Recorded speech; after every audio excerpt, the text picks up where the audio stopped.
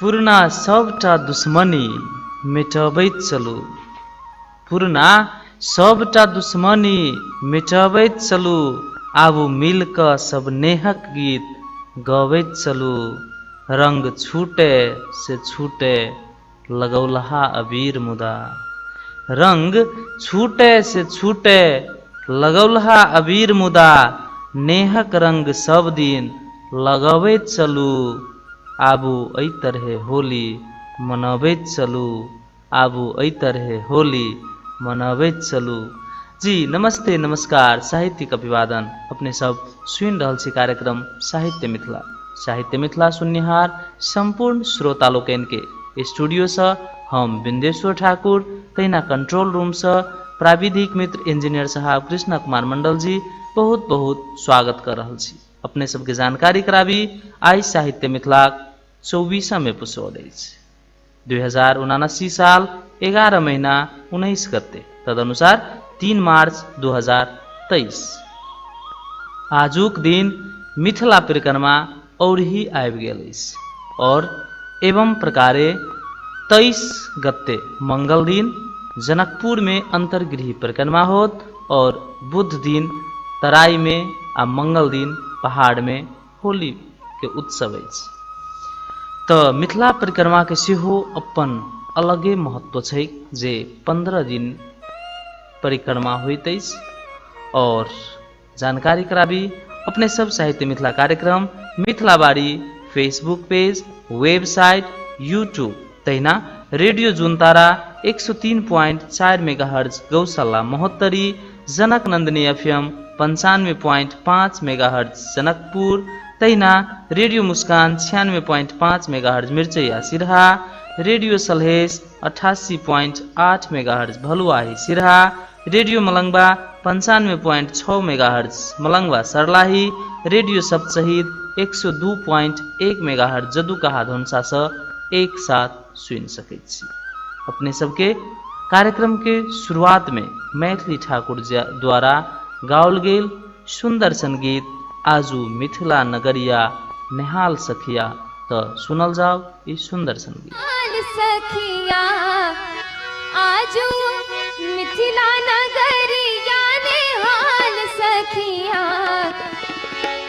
चारों दुल्हा में बड़का कमाल सखिया, चारों दुल्हा में बड़का कमाल सखिया, आजू मिथिला नगरिया नेहाल सखिया, आजू मिथिला नगरिया नेहाल सखिया, चारों दुल्हा में बड़का कमाल सखिया, चारों दुल्हा में बड़का कमाल सखिया।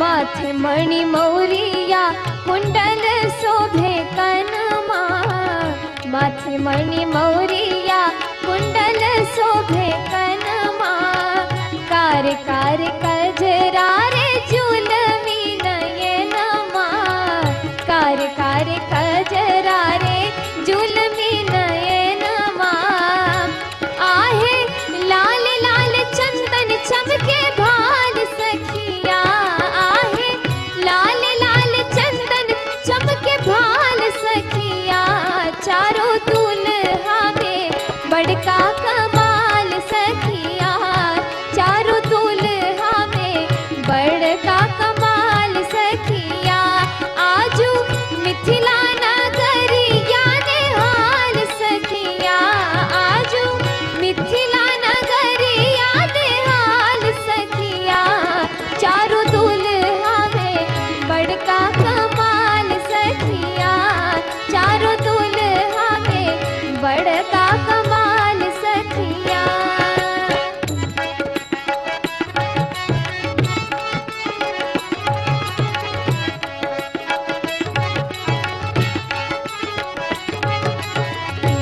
सावर सावर गोरे गोरे जोड़िया जहान है, सावर सावर गोरे गोरे जोड़िया जहान है। अखिया न देखल सुनल नहीं कान है, अखिया न देखल सुनल नहीं कान है। जुग जुग जीवे जोड़ा जोड़ी बेमिसाल सखिया, जुग जुग जीवे जोड़ा जोड़ी बेमिसाल सखिया। चारों दुल्हा में बड़का कमाल सखिया, चारों दुल्हा में बड़का कमाल सखिया। आजू मिथिला नगरी या निहाल सखिया, आजू मिथिला नगरी या निहाल सखिया। चारों दुल्हा में बड़का कमाल सखिया, चारों दुल्हा में बड़का कमाल सखिया।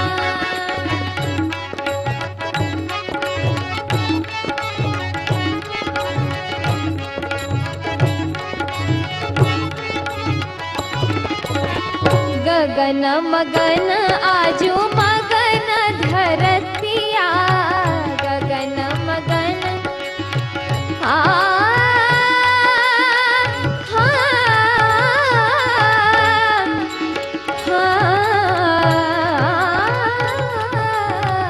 गगन मगन आजू मगन धरतिया। देखी देखी दुल्हा के सावरी सुरतिया। बाल वृद्ध नर नारी सब बेहाल सखिया, बाल वृद्ध नर नारी सब बेहाल सखिया। चारों दुल्हा में बड़का कमाल सखिया, चारों दुल्हा में बड़का कमाल सखिया। आजू मिथिला नगरिया निहाल सखिया, आजू मिथिला नगरिया निहाल सखिया। चारों दुल्हा में बड़का कमाल सखिया, चारों दुल्हा में बड़का कमाल सखिया, चारों दुल्हा में बड़का कमाल सखिया, चारों दुल्हा में बड़का कमाल सखिया। जी आजू मिथिला नगरिया निहाल सखिया, चारू दुल्हा में बड़का कमाल सखिया। अपने सब सुन रहल छलौ मैथिली ठाकुर जी के सुमधुर स्वर में सजल ई सुंदर संगीत। वास्तव में मिथिला छै है एहन ठाव जे ठाम जन्म से लऽ कऽ आमरण मृत्युन धरि कोनो ने कोनो उत्सव, कोनो ने कोनो गीत, कोनो ने कोनो नाद होइत रहै छै आ तकर प्रत्यक्ष रूपे हमसब लाभान्वित होइत रहै छी, अवसर के लाभ उठबैत रहै छी। एखन परिक्रमा आइ ओरही पहुँचल अछि, से बात हमसब जानकारी करेबे केली। जखन परिक्रमाक बात अबै छै, परिक्रमाक शाब्दिक अर्थ होइत छै फेरा लगौनाइ, अर्थात ओ परिक्रमा ओ ठाउँ सबके चक्कर होइत छै जैसँ लोक के भीतर रहल रास द्वेग हटि कऽ अपन मनोवांछित फल प्राप्ति होइत छै। किछु दिन पहिने अर्थात एहिसँ विगत वर्ष में कोरोना के समय में जखन लोक भीड़ भाड़ से डराइत रहे तब परिक्रमा के एकटा अलगे स्वरूप रहे, मात्र मौन में टा परिक्रमा होइत रहे। ओहि समय में लिखल एकटा कविता सुनबै छी। कोरोना वायरस के डर से, एकर शीर्षक अछि परिक्रमा। कोरोना वायरस के डर से परिक्रमा जयबाक अनुमति जखन नहीं भेटलै गुलदेवा के। कोरोना वायरस के डर से जखन परिक्रमा जयबाक अनुमति नहीं भेटलै गुलदेवा के तो मोन एकदम से खिन्न रहे, मुदा तैयो मोन में एकटा आस बाँचल रहे जनकपुरक अंतर्गृह परिक्रमा घुमबा से सेहो आशा निराशा में बदलि गेलै तखन जखन ओकरा धऽ लेलकै टाइफाइड आ ओकर देह जरि रहल छलै धह धह 102 डिग्री बोखार से। व्याकुल मन में अचानक से याद अयलै कार्तिक आ गणेशक बीच ब्रह्मांड प्रत्यक्षना में गणेश जीतल बात आ से ओ कहुना क अपन बुखार वाला देह के सम्हारे एक चक्कर लगा लेलकै अपन बूढ़ बाप मतारी के आ पूरा क लेलकै अपन परिक्रमा जयबाक लीलसा। बहुत बहुत धन्यवाद। परिक्रमा शीर्षक छै कविता। वास्तव में सब किछु मंदिरे में जाकर भेटैत छै सेहो बात नहीं छै। अपन घर में बड़ बुजुर्ग के सेहो जो प्रत्यक्षना क लेल जाय ओकर सेवा सत्कार क लेल जाय तब परिक्रमा घुमबाक परिक्रमा जयबाक फल प्राप्त भ सकैत अछि। बाकी चांदनी यादव जी गीत में कहै छथिन जे बड़ भक्ति हम ईश्वर से केलिए तैयो नहीं बेमनवा पियबा दर्शन दिलकै तो सुनू आ आनंद लिया ए गीत के। बार भक्ति हम इस वर्ष के लिए शिलानाथ सिलवती पूजलिए।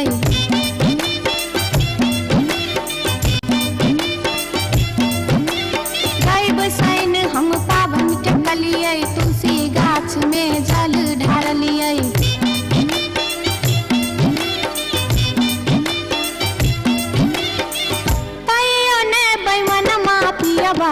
दर्शन देलकै कहियो ने बैमन मापियवा दर्शन देलकै हो।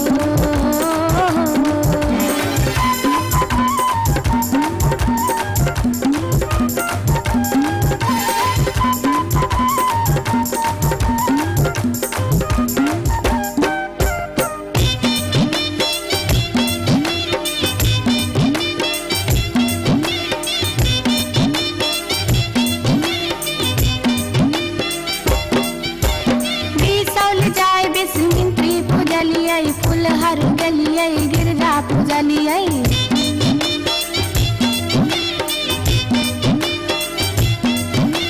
मारिच फटका आरख हम डलिए पुरान पात पर झिझरी खेललिए।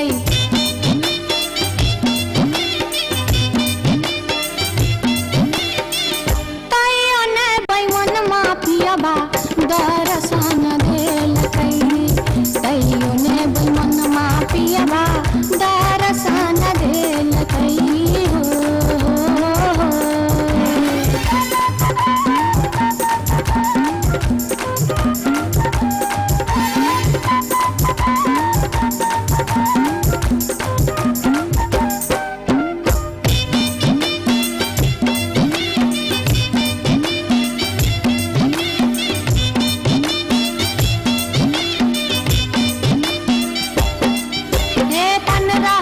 परिक्रमा घुमलिए गेलिए जनकपुर जानकी पूजलिए।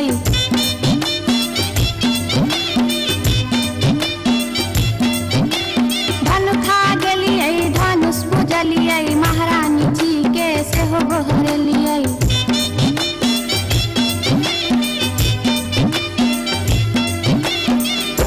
आतैयो ने बैमन मापियवा दर्शन देलकै तैयो ने बैमन मापियवा दर्शन देलकै हो। पियबा हो बैमन हो तैयो ने बैमन मापियवा दर्शन देलकै तैयो ने बैमन मापियवा दर्शन देलकै तैयो ने बैमन मापियवा दर्शन देलकै तैयो ने बैमन मापियवा दर्शन देलकै तैयो ने बैमन मापियवा दर्शन देलकै तैयो ने बैमन मापियवा दर्शन देलकै तैयो ने बैमन मापियवा दर्शन देलकै तैयो ने बैमन मापियवा दर्शन देलकै तैयो ने बैमन मापियवा दर्शन देलकै तैयो ने बैमन। जी बड़ भक्ति हम ईश्वर से केलिए तैयो नहीं बेईमानमा पियबा दर्शन दिलकै। चांदनी यादव जी के सुमधुर स्वर में सजल ये सुंदर संगीत अपने सब सुन रहा छू। उद्गार यादव सिरसिया जी उद्गार यादव जी एखन सऊदी में रह रहल छथिन और ओ लिखे छथिन जे नमस्ते नमस्कार, होली के बहुत बहुत शुभकामना। जी अपनों के उद्गार जी बहुत बहुत शुभकामना। और वो लिखे छथिन जय मिथिला धाम, लोरी सलहेशक उगनाक धरती पावन मिथिला धाम। लोरिक सलहेश उगनाक धरती पावन मिथिला धाम, कोसी कमला घर घर पूजित तराई पहाड़क गाम। जय मिथिला कहू जय मिथिला, जय मिथिला धाम। झुमर पराती दोहा कजरी सोहर लोरी समदावन, कक्का काकी दैया नानी गावे साँझ बिहान। जनक पुरोहित अष्टा बकरजी पाहुन हमत श्री राम, कहू मैथिल जय मिथिला, जय जय मिथिला धाम। नाचैया मोरनी जनकक बगिया कोयल करे गुणगान, नाचैया मोरनी जनकक बगिया कोयल करे गुणगान। चिड़ै चिनमुन शोर मचबैया मिथिला के गामे गाम, अद्भुत अछि मिथिलाक भूमि बाबा जनक जी के ठाम। बोलू जय मैथिली, जय मिथिला, जय जय मिथिला धाम। जी बहुत बहुत धन्यवाद उद्गार यादव सिरसिया जी के ई मर्म स्पर्शी कविताक लेल।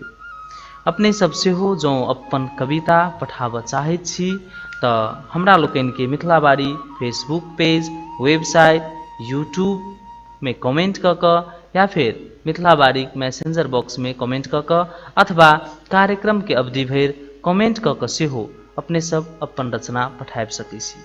और अपने सब के जानकारी कराबी जे हमरा लोकनि के कार्यक्रम के अंत में एक गोटे बेस्ट रचना पठौनिहार के बाबा को ढाबा दिस से कूपन दैत छी, जेमे फ्री लंच के कूपन होइत अछि। और ओहि लऽ कऽ अपने एक गोटे एकटा कूपन पर फ्री लंच 30 दिन भीतर ओ कूपन लऽ जाकऽ खा सकैत छी।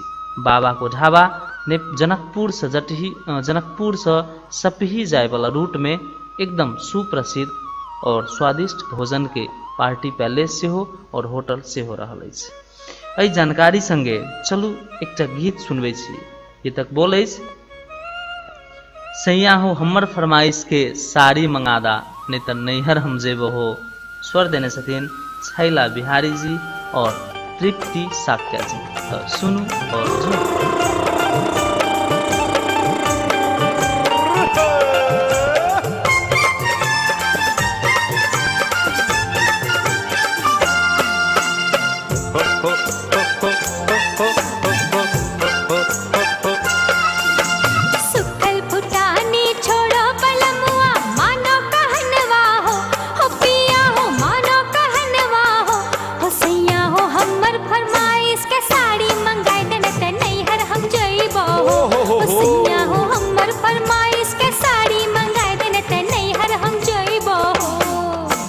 बाबू मैयो के राज में हम त राज करलियै हे, रानी आजाद घुरलियै हे रानी हे तोहर फरमाइश के साड़ी खरीदै ले दिल्ली कमेबै हे रानी हे तोहर फरमाइश के साड़ी खरीदै ले दिल्ली कमेबै हे।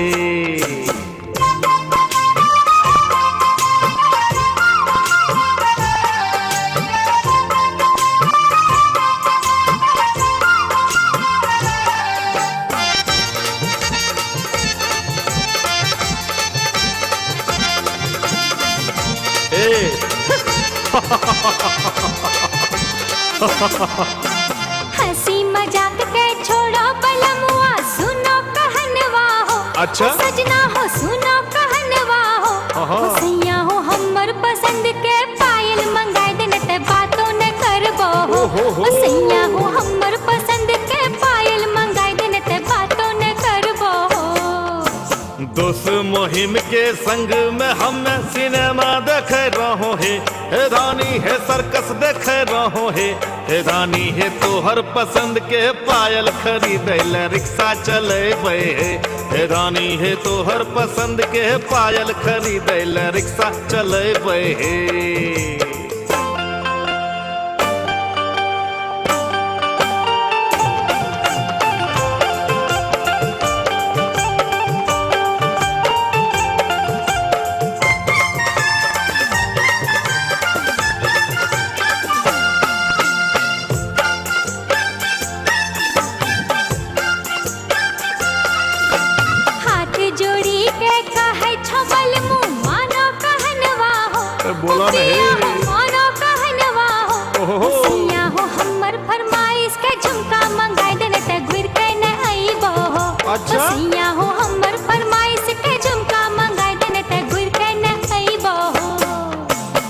भगतू चाचा के संग में हम त ताश खेले रहो हे धानी कबड्डी खेले रहो हे धानी हे ऑर्डर के झुमका खरीदे ल हम त ठेला चलेबे हे धानी हे तोहर ऑर्डर के झुमका खरीदे ल ठेला चलेबे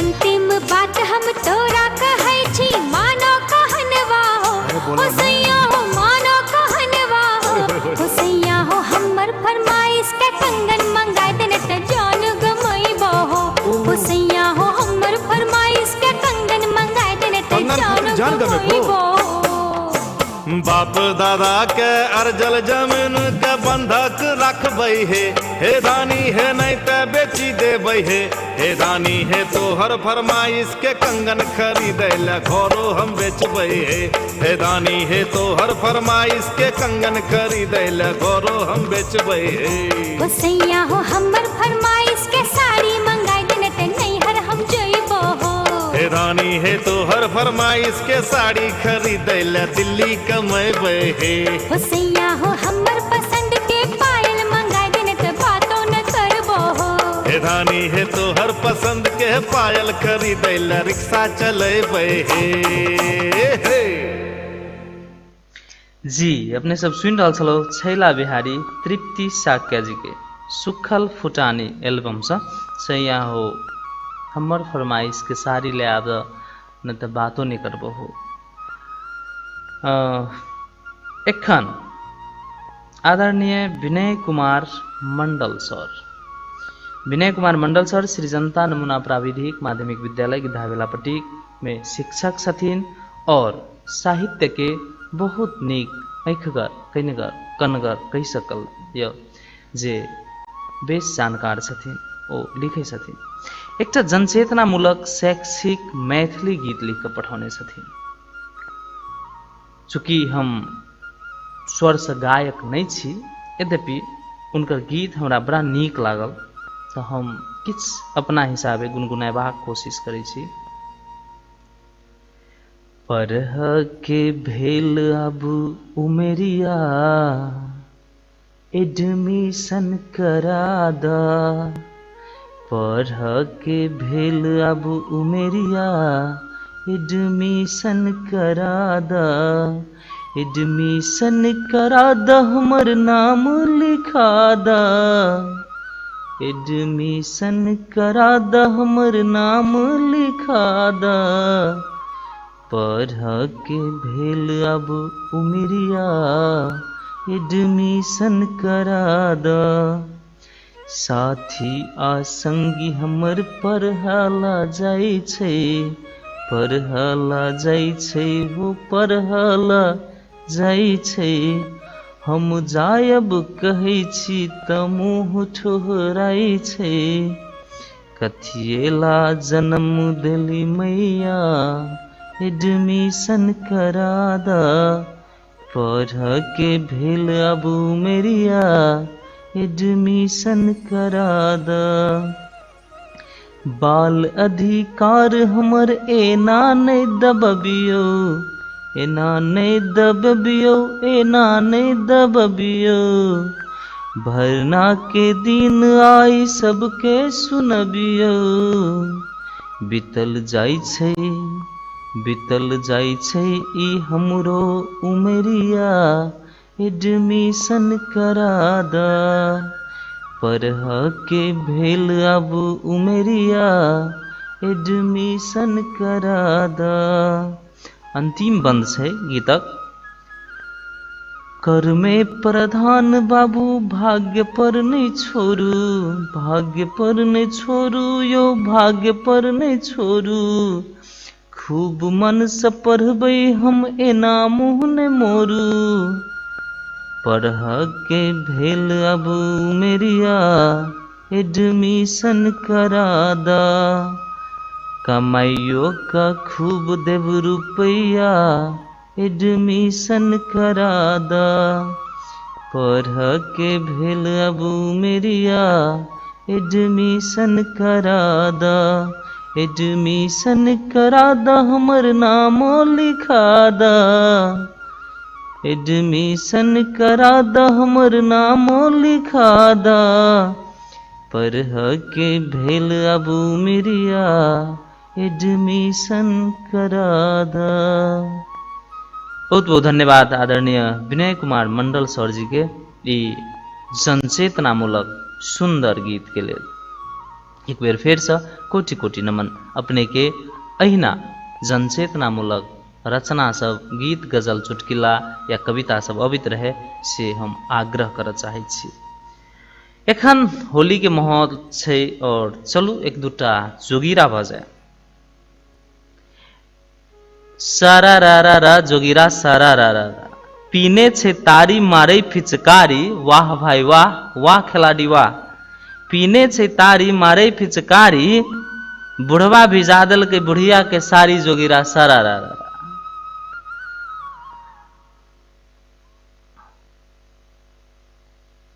तेकर बाद कुंज बिहारी जी के सुंदर सन सुमधुर स्वर में रहल एक सुंदर सन गीत सुनू। मिथिला में राम खेलत होरी मिथिला में, सुनू झूम।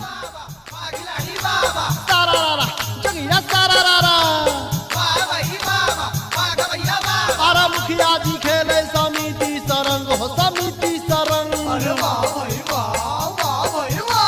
मुखिया जी खेले समिति सरंग, पंच सरपंच सब उल्टल बेढंग, फिर देख देख रे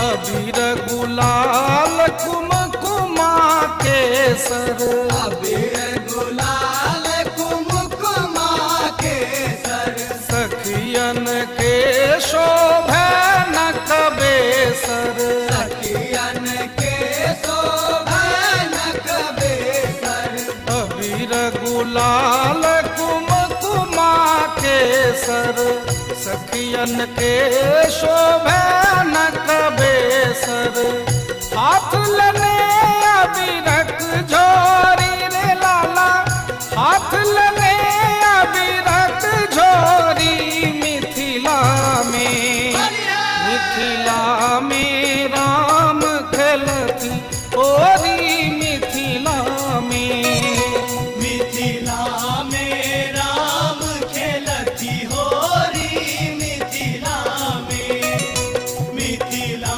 में राम खेलती होरी,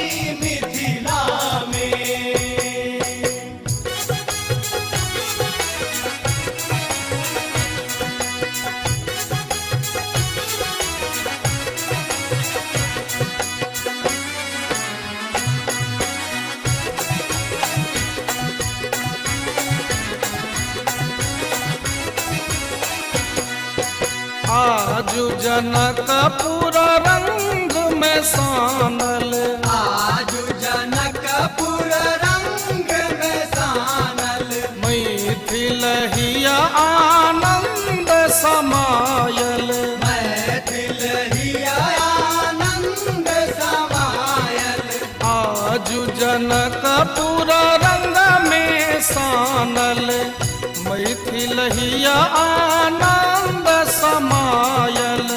सब धने प्रेमक डोरी रे लाला, सब धने प्रेमक डोरी मिथिला में, मिथिला में राम खेलती ओरी मिथिला में, मिथिला में राम खेलती होरी मिथिला में, मिथिला में राम खेलती होरी मिथिला में।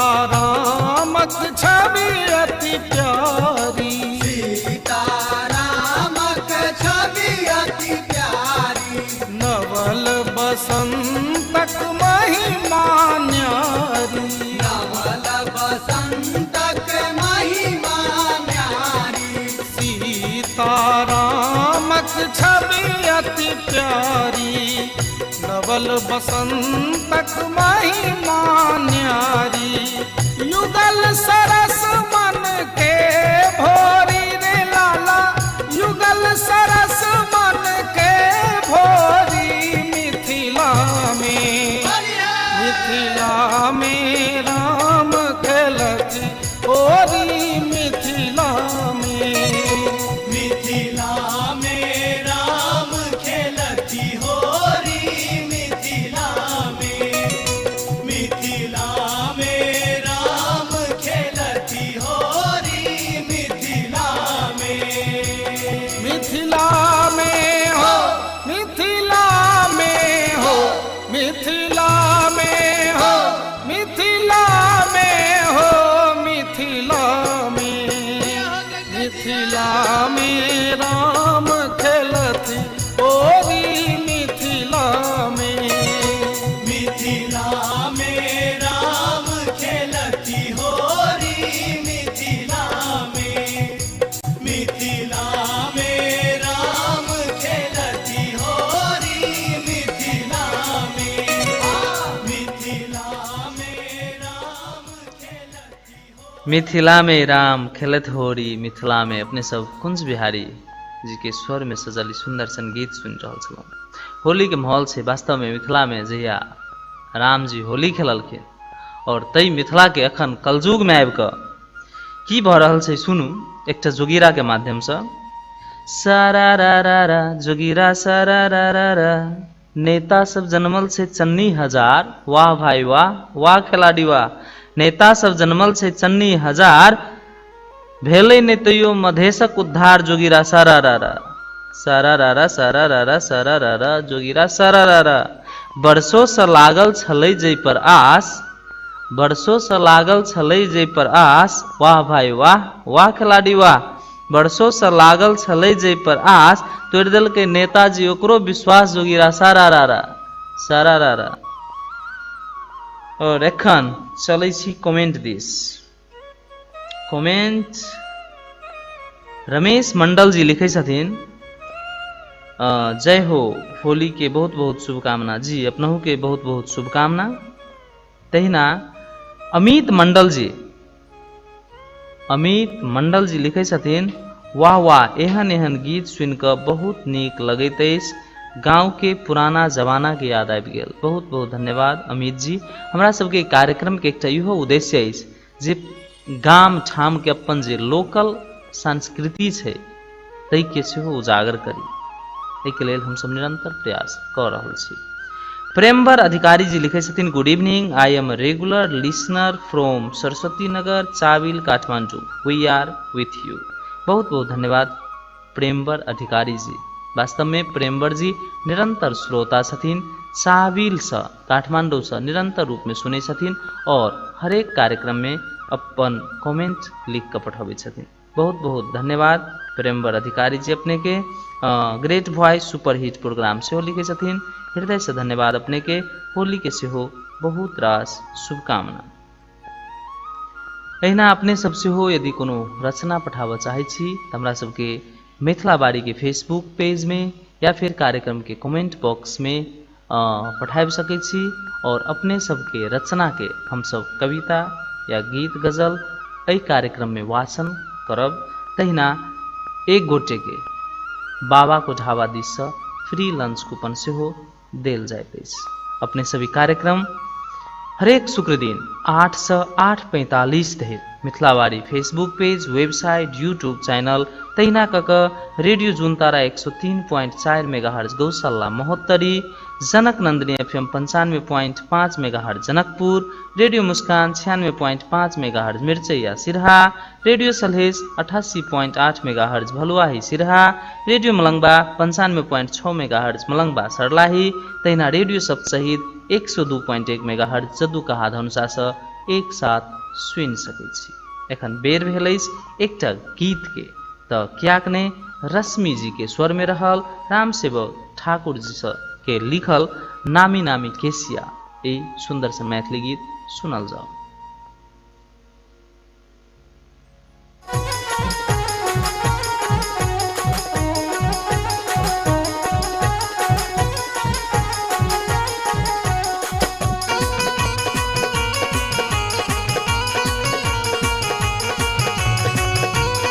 अपने सुन रही थी गंगा कैसेट की प्रस्तुति।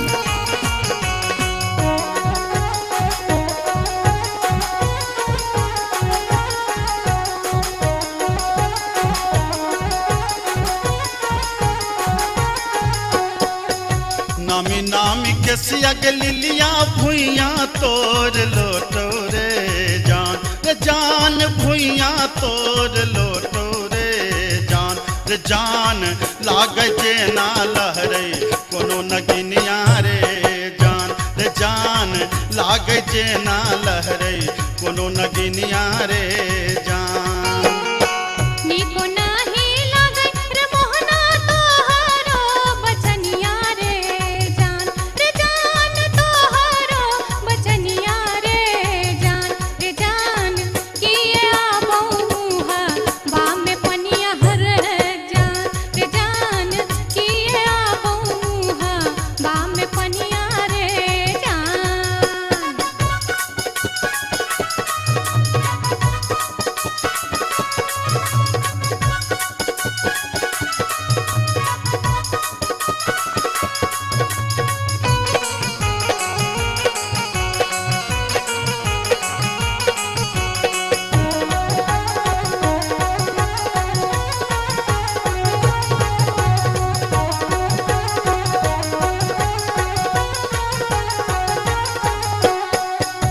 तिरछी नजरिया के लिलिया नैना के कजरिया रे जान, रे जान नैना के कजरिया रे जान, रे जान जादू रे मारई जेना कोनो डयनिया रे जान, रे जान जादू रे मारई जेना कोनो डयनिया रे जान। आगिया लगे रे मोहना तोहरो नजरिया रे जान, रे जान तोहरो नजरिया रे जान, रे जान किए तो निहारै हमर सुरतिया हर जान, रे जान किए तो निहारै हमर सुरतिया रे जान।